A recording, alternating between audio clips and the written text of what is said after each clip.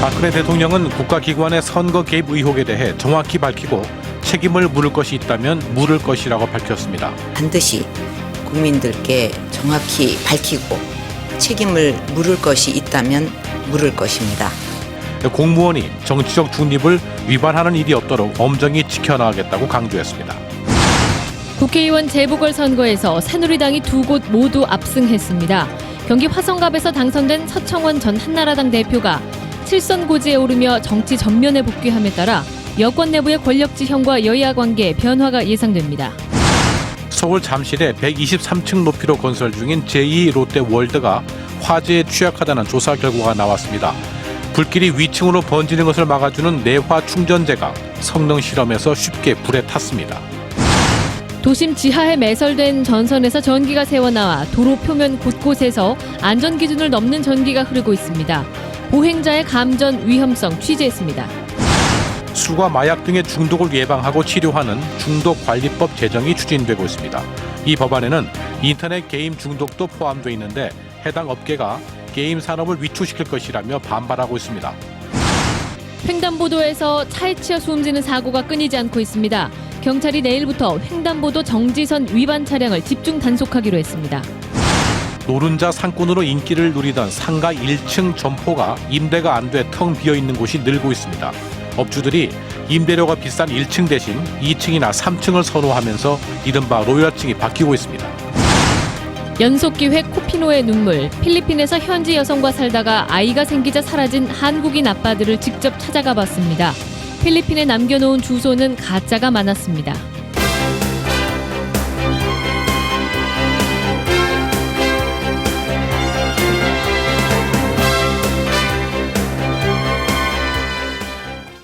여러분 안녕하십니까. 박근혜 대통령이 국가기관의 선거 개입 의혹을 철저히 밝히고 책임을 물을 것이라고 밝혔습니다.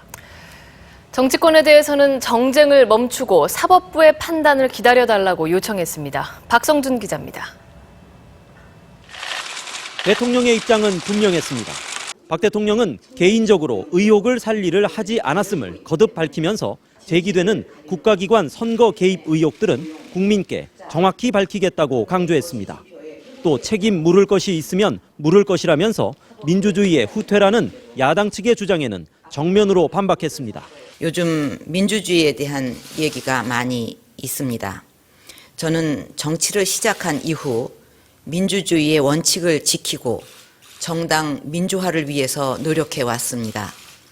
또 민주주의와 법치주의가 바로 서려면 정치권은 미리 재단하지 말고 사법부의 판단을 기다려야 한다고 강조했습니다. 우리 국민은 정치권이 정쟁을 멈추고 사법부의 판단을 기다려서 그 결과에 따라 책임을 묻고 책임을 지는 그런 성숙한 법치국가의 모습을 바라고 있을 것입니다.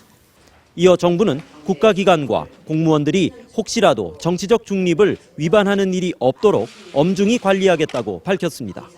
박 대통령은 과거 이슈에 묶여 시급한 국정 현안이 해결되지 않고 있다면서 외국인 투자 촉진 법안 등 민생과 경제 활성화 법안들의 조속한 처리를 위해 최선을 다하라고 청와대 참모진들에게 당부했습니다.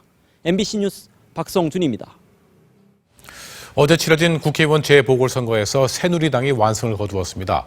새누리당은 야당에 대한 국민의 심판이라고 평가했고 민주당은 여당의 텃밭 지역이었다며 의미를 축소했습니다. 박영일 기자입니다. 경기 화성갑에선 새누리당 서청원 후보가 62.7%의 지지를 받으며 민주당 오일용 후보를 2만여 표 차이로 여유 있게 따돌렸습니다. 제 경륜과 경험을 동원해서 박근혜 정부의 울타리 역할을 충실히 하겠다는 말씀을 드립니다. 경북 포항남 울릉에선 박명계 후보가 78.6%의 득표율을 기록해 민주당 허대만 후보보다 60%포인트 이상 앞섰습니다. 21세기 포항의 새로운 신성장 산업을 유치해서 일거리와 먹거리를 창출해 나가고자 합니다. 압도적인 표차의 결과로 끝난 이번 선거에 대해 새누리당은 정쟁에만 몰두해온 야당에 대한 심판이라고 밝혔고 민주당은 두 지역 모두 여당 강세 지역이었다며 확대 해석을 경계했습니다. 대선 불복의 유혹에 빠져 민생을 내버려둔 채 경쟁에만 몰두하고 있는 야당에 대한 국민의 심판이기도 합니다. 새누리당의 아성이었고 지지율 격차를 좁히지 못한 것에 대해서 매우 안타깝게 생각합니다. MBC 뉴스 박영일입니다. 이번 재보궐선거는 미니 선거였지만 향후 전국 변화의 분기점이 될 것이라는 분석이 나오고 있습니다. 원조 친박인 서청원 의원의 복귀로 어떤 변화가 보일지 관심거리입니다. 천현우 기자입니다. 새누리당은 이번 선거 승리로 전국의 주도권을 되찾아 정기 국회에서 주요 법안들을 처리하겠다는 방침입니다. 산적한 민생 법안과 경제 활성화 법안을 비롯한 민생을 살피는 일에 민주당은 민심의 공감대를 형성할 수 있는 민생 위주의 전국 대응책을 모색해야 한다는 의견과 대여 투쟁의 고삐를 더 죄야 한다는 강경론도 나옵니다. 서민들에게는 세부 부담을 늘리는 정책을 계속 추진한다면 박근혜 정부의 위기가 원내 복귀한 서청원 의원 역할도 주목됩니다. 김기춘 청와대 비서실장과 함께 박 대통령의 국정 운영을 뒷받침하면서 당내 권력 지형 변화에 영향을 크게 미칠 것으로 예상됩니다. 또 7선의 맏형격으로 민주화 운동을 함께했던 야당 의원들과의 친분을 앞세워 꼬일 대로 꼬인 여야 관계에 돌파구를 마련할 수 있을 것이라는 관측도 나옵니다. 이런 가운데 어젯밤 새누리당 최경환, 민주당 전병헌 원내대표 등 여야 원내 지도부가 만나 전국 해법 방안을 논의한 것으로 알려졌습니다. MBC 뉴스 천현우입니다.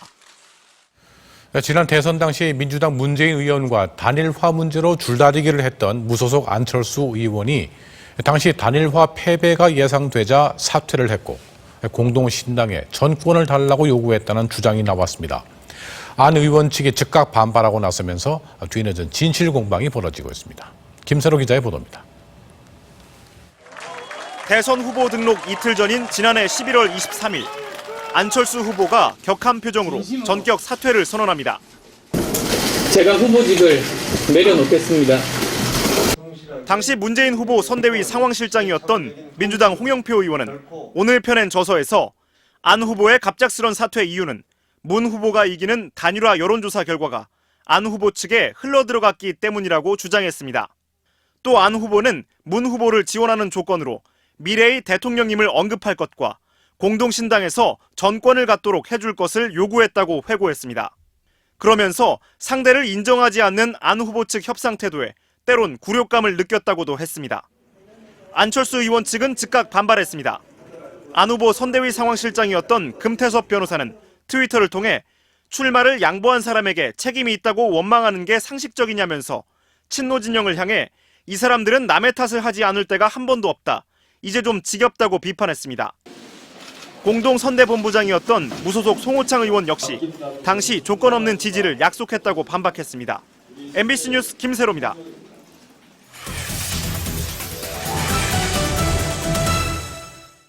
서울 잠실에 123층 높이로 짓고 있는 제2롯데월드에 들어가는 화재 방지 건축자재에서 심각한 결함이 발견된 것으로 정부 조사 결과 밝혀졌습니다.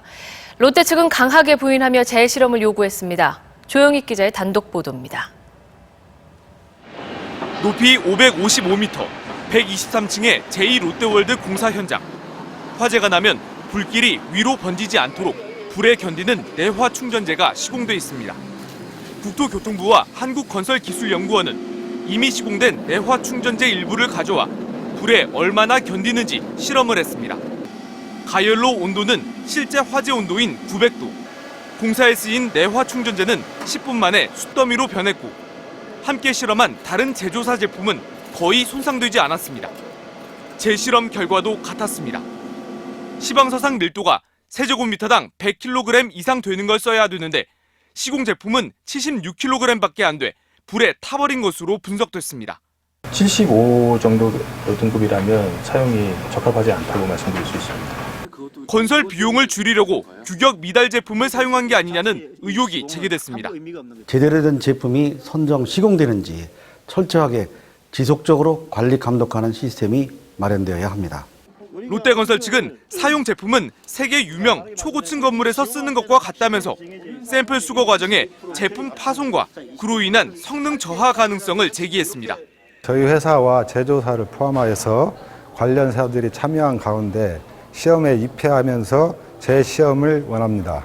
또 재실험에서도 문제가 드러나면 20층까지 시공된 제품을 모두 교체하겠다고 밝혔습니다. 건설기술연구원은 실험 샘플에는 문제가 없다고 반박했습니다. MBC 뉴스 조영익입니다.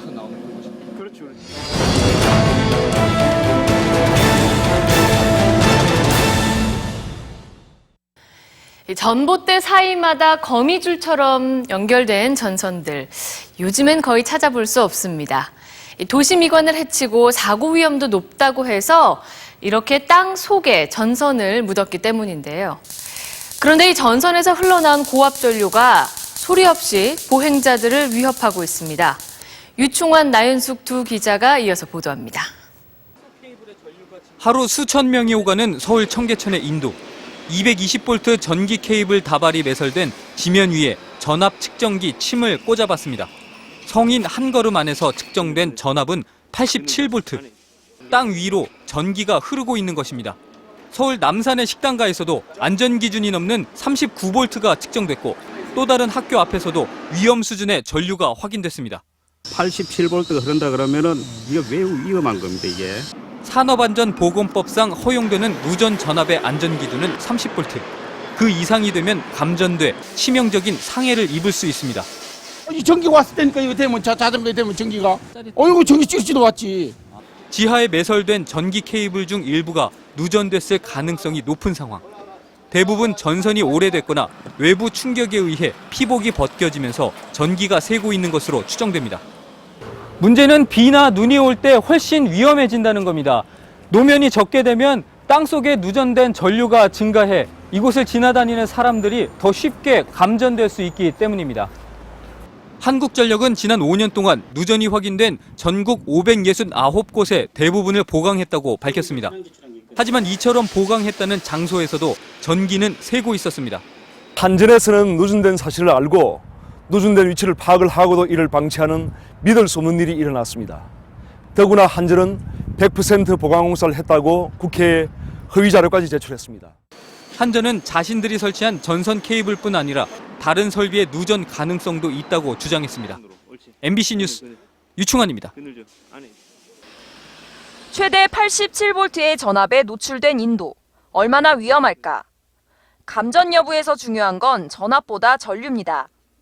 호신용 전기 충격기나 시위 진압용 테이저건은 최대 10만 볼트의 전압이 흐르지만 사망 사례가 별로 없는 건 전류량이 적기 때문입니다. 87V의 전압 위를 걷는다 해도 평상시에는 몸으로 전류가 흐르지 않아 안전합니다. 하지만 신발과 다리가 젖었다면 순간 최대 87mA의 전류가 흐를 수 있는데 이 정도 전류면 전기 충격으로 심장이 리듬을 잃고 제멋대로 뛰는 심실세동이 발생할 수 있고 심실세동이 발생하면 사망에 이르게 되는 경우가 10명 중 8명이 넘습니다. 하지만 물론 이런 경우는 이론상 최악의 경우입니다. 문제가 된 인도의 경우 여러 변수 때문에 전류량을 확인할 수 없고 또 걸어가는 사람들은 전류에 접촉하는 시간이 짧기 때문에 더 위험은 줄어듭니다. 하지만 우연히 겹치면 위험은 상존합니다. 소위 말해서 쇼크를 느낄 정도까지는 충분히 가능합니다. 문제가 된 인도가 사고로 이어질 가능성은 그리 크지 않은 것으로 추정되지만 다수의 사람들이 접촉하는 장소이니만큼 최악의 우연이 겹친 사고 가능성을 배제할 수 없다는데 그 심각성이 있습니다. MBC 뉴스 나윤숙입니다.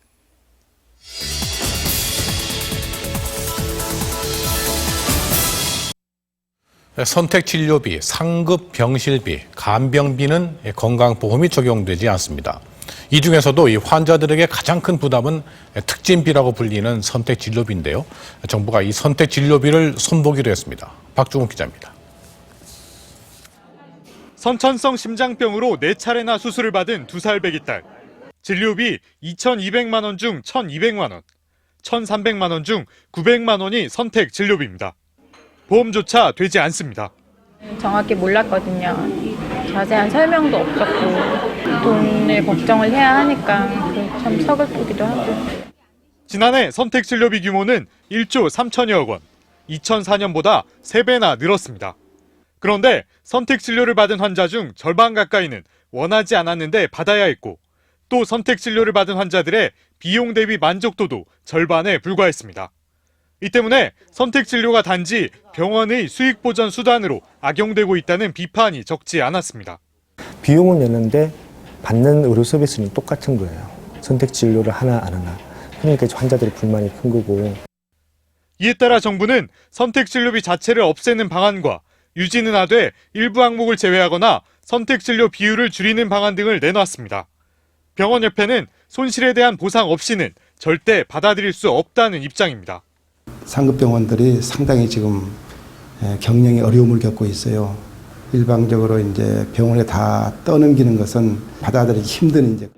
연말까지는 결론을 내겠다는 게 정부 계획이지만 병원 손실 보전을 위한 재정 확보 등 풀어야 할 과제가 적지 않아 보입니다. MBC 뉴스 박종욱입니다. 수능 시험이 일주일 앞으로 다가오면서 찹쌀떡 업체들도 대목을 맞았습니다. 그런데 이 찹쌀떡 갖고 장난친 업체들이 대거 적발됐습니다. 정기영 기자가 취재했습니다. 경기도 양주의 찹쌀떡 공장. 특별사법경찰이 냉동 창고를 뒤지자 여기저기서 꽁꽁 얼린 찹쌀떡 상자가 나옵니다. 모두 만든 지 넉 달이나 지났지만 어디에도 유통기한이 적혀 있질 않습니다.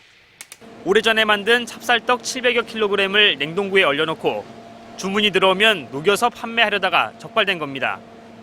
또 다른 떡 제조업체. 이곳 역시 보름 전에 만든 찹쌀떡을 냉동고에서 보관하다가 팔기 직전에 꺼내 녹인 다음 제조 일자를 새로 적어 납품한 것으로 드러났습니다. 관리하고 이렇게 해야 되는데 그냥 남은 거 그냥 냉동 박스도 그냥 넣고 도장을 찍고 하는 그런 경우도 있었고.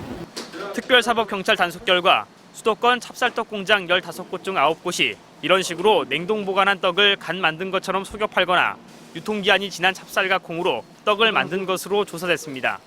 대형 마트나 이런 중소 이런 마트에 유통된 걸로 확인이 됐고요. 특별사법경찰은 적발된 업체들이 수능을 앞두고 주문이 늘어날 것에 대비해 6월부터 미리 떡을 만들기도 했다며 업체 관계자를 입건하고 지자체에 행정처분을 의뢰했습니다.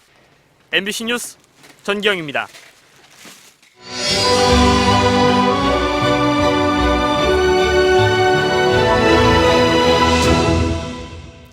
연속기획 코피노의 눈물 세 번째 순서입니다. 필리핀 여성과 결혼해 아이를 낳고 한국으로 도망친 코피노 아빠들은 과연 어떻게 살고 있을까요? 김경호 기자가 그들을 찾아봤습니다. 필리핀 세부의 한 마을. 이곳엔 김솔비라는 한국 이름을 가진 18살 코피노 소녀가 살고 있습니다. 필리핀 여성과 결혼해 솔비 남매를 낳은 한국인 아빠는 10년 전 오빠만 데리고 한국으로 간 뒤 연락을 끊었습니다. I miss you and I love you and I want to see you. I want to hug you also.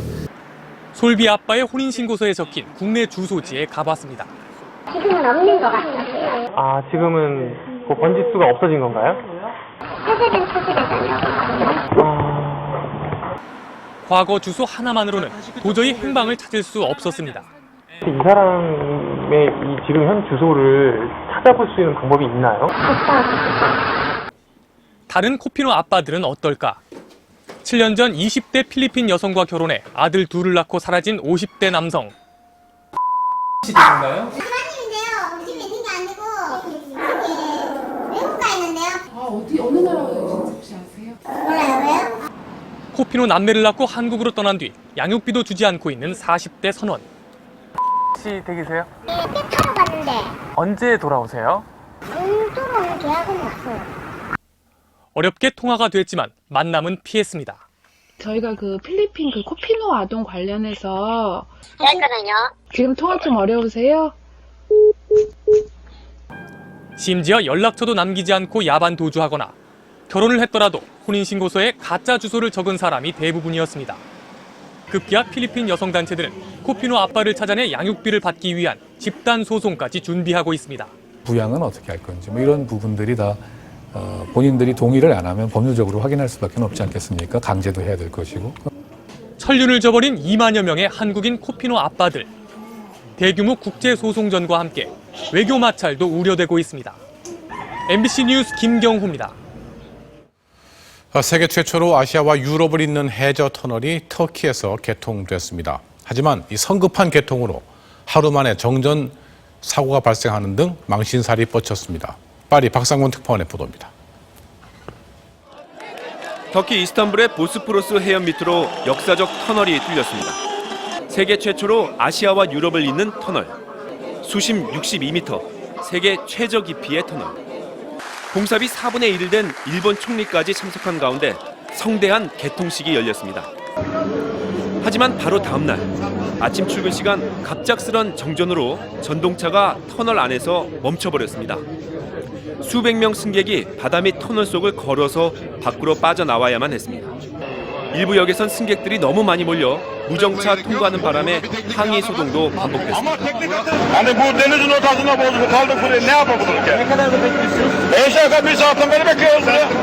당장 개통이 성급했다는 비판이 쏟아졌습니다. 터키 건국 90주년 기념일에 맞추기 위해 특히 150년 전 오스만 제국 술탄의 염원을 마침내 이뤄냈다는 정치적 성과에 집착해 개통을 서두르다 망신을 자초했다는 겁니다. 일부에선 지진 가능성과 더불어 터널 안에 물이 새 파열될 위험까지 경고하고 있습니다. 치적을 쌓고 싶은 정치적 과욕이 결국 망신살로 이어졌다는 비판이 커지고 있습니다. 파리에서 MBC 뉴스 박상권입니다. 사람 키의 2배가 넘는 이른바 슈퍼 억새밭이 등장을 했습니다. 여기서 이 자동차 연료를 뽑아낼 수가 있는데요. 축구장 하나 면적당 100대의 자동차를 가득 채울 수 있다고 합니다. 김승환 기자가 취재했습니다. 금강 하구의 광활한 억새밭이 모습을 나타냅니다. 148헥타르, 여의도 절반에 달하는 땅에서 억새들이 가을바람에 몸을 맡긴 채 흔들립니다. 키가 4m, 줄기도 대나무처럼 튼튼한 슈퍼 억새입니다. 왼쪽이 슈퍼 억새, 오른쪽이 보통 억새인데 슈퍼 억새는 어른 키의 2배가 넘습니다. 유전자 조작에 의해서 얻어진 것이 아니고 품종 개량에 의해서 얻어진 그 작물이기 때문에 이거는 굉장히 친환경적인 작물이라고 볼 수 있습니다. 용도는 자동차 연료용 에탄올을 만들어 휘발유나 경유를 대신하는 겁니다. 보통 억새는 1헥타르, 즉 축구장 면적당 2,200리터의 에탄올이 나오는데 슈퍼 억새는 최대 4,500리터로 2배에 달합니다. 1헥타르당 승용차 100대, 단지 전체로는 15,000대를 가득 채울 에탄올을 생산할 수 있습니다. 5,000헥타르 정도를 저희가 그 억새 단지를 확대를 시키려고 그러는데 에탄올로 환산하면 2,000에서 3,000만 리터 정도가 나옵니다. 억새는 옥수수나 사탕수수와 달리 식용작물이 아니어서 식량 가격 폭등 같은 부작용도 없습니다. 특히 2015년부터는 휘발유와 경유에 바이오 에탄올을 섞어 쓰도록 의무화되기 때문에 슈퍼 억새 같은 에너지 작물에 쏠리는 관심이 높아질 것으로 전망됩니다. MBC 뉴스 김승환입니다. 보행자가 안전하게 길을 건널 수 있도록 횡단보도 옆에는 이런 차량 정지선이 있습니다. 그런데 이 정지선을 넘거나 아예 횡단보도 한가운데까지 들어오는 차량들 때문에 불편을 겪기도 하는데요. 경찰이 내일부터 이런 차량들에 대한 집중 단속에 나섭니다. 이준범 기자입니다. 달려오던 승용차가 횡단보도를 건너던 보행자를 그대로 들이받습니다. 수레를 끌며 횡단보도를 건너던 노인도 속도를 줄이지 못한 승용차에 부딪혀 쓰러집니다. 지난 3년 동안 횡단보도를 건너다 숨진 사람은 1,200여 명. 횡단보도 위에선 신호에 관계없이 보행자가 우선이지만 제대로 지켜지지 않고 있습니다. 오늘 오후 서울 강남의 한 교차로. 횡단보도 앞 신호 정지선을 제대로 지키는 차량은 거의 없습니다. 지나가려고 생각을 하고 있다가 횡단보도 안에서 못 잡고 브레이크를 못 잡고 좀 넘어온 것 같습니다. 횡단보도 한가운데 멈춰서 길을 건너는 보행자의 안전을 위협하기도 합니다. 진입하시기 전에는 정지선을 지키셔야 됩니다. 아니 제 횡단보도에서 경고등이 들어왔죠. 저 황색등이 들어왔다니까요. 경찰은 내일부터 이처럼 횡단보도를 침범하는 차량을 집중 단속하기로 했습니다. 빨간불인 상태에서 자동차 바퀴가 횡단보도 정지선을 넘어가거나 보행 신호가 들어왔을 때 횡단보도에 멈춰서 보행자의 통행을 방해하는 행위가 중점 단속 대상입니다. 적발되면 범칙금 6만 원에 최고 15점의 벌점이 부과됩니다. 경찰은 이와 함께 교차로 꼬리물기와 끼어들기 단속도 지속적으로 하겠다고 밝혔습니다. MBC 뉴스 이준범입니다. 최근 4대 중독관리 법안이 발의됐는데요. 이 술, 도박, 마약과 함께 그 관리 대상에 인터넷 게임이 포함되면서 논란이 일고 있습니다. 신지영 기자입니다. 연간 시장 규모 10조 원, K-팝의 7배가 넘는 수출 실적. 게임 산업이 신성장 동력으로 주목받는 이면에는 청소년의 게임 중독을 심각하게 바라보는 시각도 존재합니다. 최근 여당을 중심으로 발의된 중독관리법은 중독을 유발하는 물질과 행위로 술, 마약, 도박과 함께 인터넷 게임을 적시했습니다. 정말 게임을 산업으로 진흥을 하려면 게임 중독은 예방을 해야 되는 거고 실제로 그것이 게임 산업 진흥에 관한 법에도 나와 있습니다. 의학계 역시 대체적으로 게임이 중독을 유발할 위험이 크다는 입장입니다. 중독이 빠질 만큼 잘 프로그래밍된 게임이 있다면 이를 통해서 취약한 학생은 중독될 수도 있다. 하지만 게임업계는 게임을 마약과 동일 선상에 두고 있다며 강하게 반발하고 있습니다. 심리적인 충격을 많이 받았고요. 이것들에 의해서 이제 저희가 사기가 많이 떨어지고 개발하는 게 정말 한국에서는 게임 개발 못하겠다라는. 게임을 재미없게 만들어야 되는 것이냐, 게임 산업을 위축시킬 것이다 등의 우려와 비판도 쏟아지고 있습니다. 게임 자체를 4대 중독 물질을 규정할 경우에 나는 그럼 중독 물질을 만드는 개발자인가, 제작자인가? 이런 좀 자괴감, 피해감이 있습니다. 법안 발의 반대 온라인 서명에는 3일 만에 7만 명이 넘게 참여하는 등 반발이 확산되고 있어 법률안 통과까지 적지 않은 진통이 예상됩니다. MBC 뉴스 신지영입니다. 예전에는 새로 상가가 문을 열면 1층 점포부터 들어차고는 했는데 요즘은 사정이 달라져 2, 3층부터 나간다고 합니다. 그 이유를 정동욱 기자가 취재했습니다. 판교 신도시의 번화가, 대로변 목 좋은 상가 곳곳에 비어있는 1층 점포가 눈에 띕니다. 영업 중인 점포 중에도 폐업 정리라고 써붙인 한 달 내외의 단기 임대 매장이 적지 않습니다. 반면 2, 3층 상가는 대부분 꽉 찬 상태. 신천역 일대도 사정은 비슷합니다. 한 통신업체 대리점이던 이 점포의 경우 대로변에 좋은 입지임에도 불구하고 최근 1년간 세입자를 찾지 못하고 있습니다. 오히려 공실도 나오고 옛날에 로얄층의 개념이 많이 다른 층에 비해서는 희석되는. 1층 상가가 인기를 잃고 있는 건 비싼 임대료를 감당할 업종이 줄고 있기 때문. 1층을 선호하는 커피 전문점은 이미 포화 상태이고 은행들마저도 비용 절감을 이유로 하나둘 2층으로 올라가고 있습니다.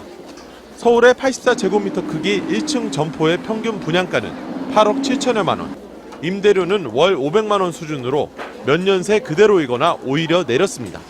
비싼 임대료들을 커버하기 위해서는 휴대폰 판매 매장이라든가 편의점 이런 업종들이 병원과 약국, 외식업체들도 갈수록 2, 3층이나 지하를 선호하고 있어 1층 상가가 외면받는 현상은 당분간 계속될 전망입니다.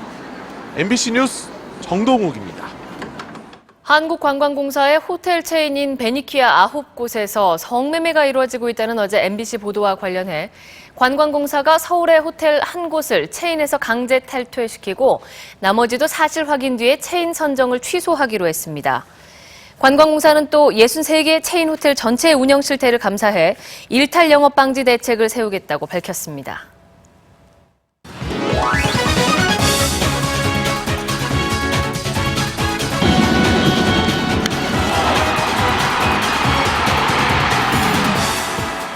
안녕하십니까. 스포츠 뉴스입니다. 프로야구 한국 시리즈에서 삼성이 두산을 꺾고 벼랑 끝에서 탈출했습니다. 이제는 3승 3패, 승부는 내일 7차전에서 가려지게 됐습니다. 전은실 기자가 전합니다.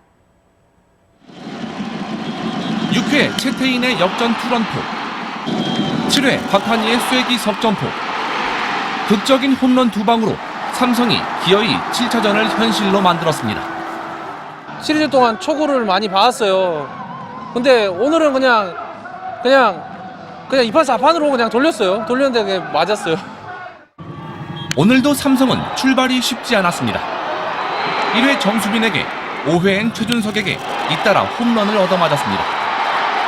패하면 내일이 없는 삼성은 절박함 속에 총력전을 펼쳤습니다. 2회 배영수, 3회 차우찬, 그리고 5회 신창민 등 투수를 총동원해 추가 실점을 막았습니다. 그리고 2대1로 끌려가던 6회, 채태인이 2점 홈런을 폭발시키면서 전세를 뒤집었습니다. 상승 곡선을 탄 7회엔 박한희가 3점 홈런으로 분위기를 완전히 정리했습니다. 더 이상의 반전 없이 삼성이 2연승을 거두면서 이제 3승 3패로 최후의 승부를 펼치게 됐습니다. 제가 미디어데이 때 제 생애 최고 기억 남는 한국 시리즈가 된다고 이야기했는데 꼭 될 것 같습니다. 3년 연속 통합 우승을 노리는 삼성과 4위 팀의 기적에 도전하는 두산은 내일 선발로 각각 장원삼과 유희관을 예고했습니다. MBC 뉴스 정우진입니다. 메이저리그 보스턴 레드삭스가 통산 8번째 월드시리즈 정상에 올랐습니다. 홈구장에서 우승을 결정지은 건 95년 만입니다. 정희석 기자입니다.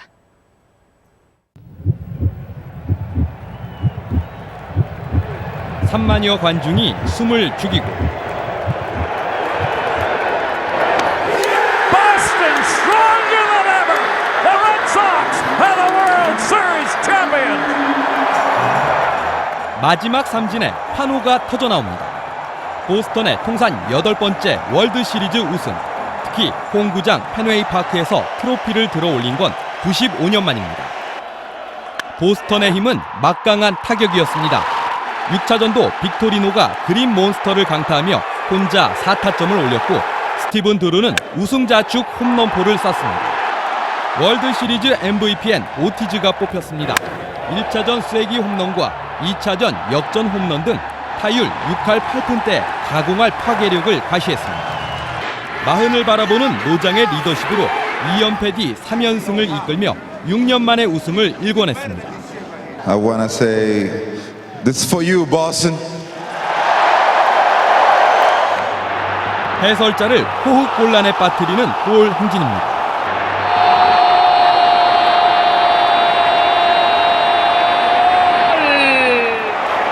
호날두의 해트트릭을 앞세운 레알 마드리드가 세비야의 7대3 대승을 거뒀습니다. MBC 뉴스 정희석입니다.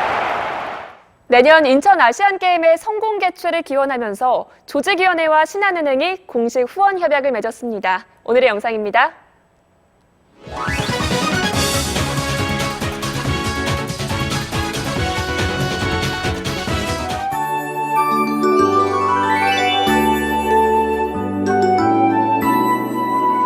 오늘이 어느덧 10월의 마지막 날인데요. 11월 날씨는 어떨까요? 수능일이 끼어있는 초순에는 비교적 온화한 날씨가 계속되겠고요. 다행히 입시 한파도 없을 것으로 보입니다. 하지만 중순부터는 겨울 채비를 하셔야 합니다. 본격적인 추위가 시작되겠는데요. 하순에도 한파가 자주 밀려와 예년보다 춥고 대기도 갈수록 건조해지겠습니다. 당장 내일은 알록달록 단풍거리를 거닐기에 딱 좋겠습니다. 오늘처럼 포근해서 20도 안팎까지 기온이 오르겠는데요. 다만 동해안 지방은 빗방울이 떨어질 수 있어서 참고하셔야겠네요. 지금 우리나라 높은 하늘에는 간간히 구름이 지나고 있습니다. 내일은 동해 북부 해상에 위치한 고기압 영향권에서 동해안 지방으로는 동풍이 들어오겠습니다. 전국이 맑다가 오후부터 구름의 양이 차츰 늘겠습니다. 아침에는 약간 쌀쌀하겠지만요. 낮 기온은 오늘보다 조금 오르는 곳이 많겠습니다. 서울과 원주 20도까지 높아지겠고요. 남부지방도 전주 22도, 광주와 대구는 21도까지 오릅니다. 물결은 모든 바다에서 잔잔하게 일겠습니다. 주말에는 빗방울이 떨어지는 곳이 있겠지만 야외 활동하는 데는 무리가 없을 전망입니다. 이어서 세계 날씨입니다.